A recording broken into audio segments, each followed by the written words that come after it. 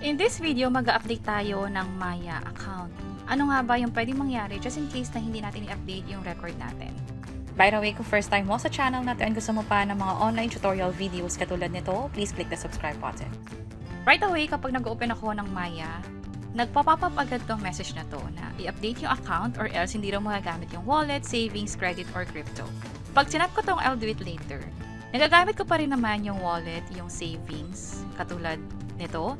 And also, sa crypto, pwede pa rin namang ma-access yung account ko dyan. Yun nga lang, mas maganda na i-update na rin natin yung record natin para nga naman hindi na ito ma-hold just in case na hindi tayo nakapag-update ng record. At kapag ganyan, punta lang tayo sa username or sa profile natin, i-tap natin tong update now. Mabilis lang tong gawin, kailangan lang ng ID, selfie, at i-update yung information. Para sa ID, ito yung tinatanggap nila. Tap ko tong update now. National ID, driver's license, UMID, passport, postal ID, PRC ID, SSS ID, at foreign passport. Kung sakaling wala ka nito, pwede naman ang secondary ID katulad ng PhilHealth ID at TIN ID.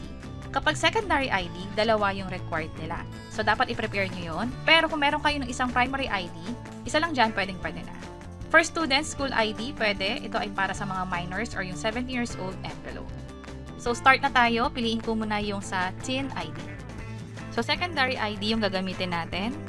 Use this photo. At this time, selfie na tayo. So, kakatapos lang sa selfie, mapapansin nyo hindi pa tayo hinihingan para sa secondary ID. Yan ay dahil gagawin siya after nung selfie. So, PhilHealth naman ang pipiliin natin. So, napicturean ko na yung sa PhilHealth. Use this photo tayo. This time, i-update yung record, yung sa work, yung full name mo, nationality, date of birth, place of birth, pati yung current address. So, kaplatihin ko lang to very quick.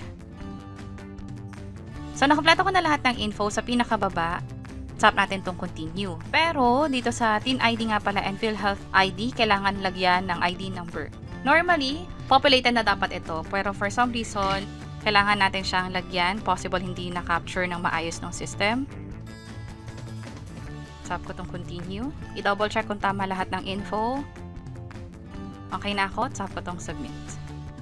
Are you a US person? I'm not a US person. Hold tight. And then, under review na siya. View details tayo. So, andito yung validation code. Normally daw aabot ang 24 hours para i-review yung account. Pero, sa ibang cases, pwedeng umabot na more than 1 day or pwedeng weeks pa.